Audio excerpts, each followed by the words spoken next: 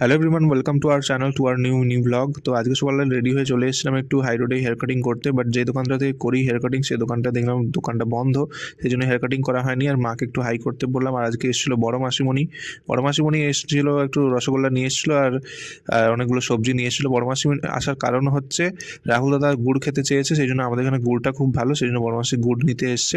আর আমি ব্রেকফাস্ট করে আসেন, সেই জন্য ব্রেকফাস্ট করে নিলাম। এবার চটপট চলে এলাম বাড়িতে এসে ড্রেস ফ্রেস চেঞ্জ করে বসে পড়লাম লাঞ্চ করতে। লাঞ্চে আজকে ছিল আলু ভাজা, একটা মিক্স ভেজ তরকারি আর মাছের ঝাল। তারপর বিকেলে চটপট রেডি হয়ে চলে গেলাম হাই রোডে। আমাদের বাড়ির সামনে হচ্ছে লক্ষ্মী পুজো, বাট এতটাই ঠান্ডা লাগছিল যে বেরোতেই পারিনি লক্ষ্মী পুজোতে, মানে যেতে ইচ্ছেই করেনি। যাই হোক, তারপর ওখানে গিয়ে তো একটা আমাদের নতুন একটা খাওয়ার একটা দোকান খুলেছে, সেখান থেকে আজ একটা খাবার নিলাম। আর বাড়ি এসে চটপট এই যে জল খাচ্ছি, মা চা বানাচ্ছে, আর এই যে আমি নিয়ে এসেছিলাম পনির কুলচা।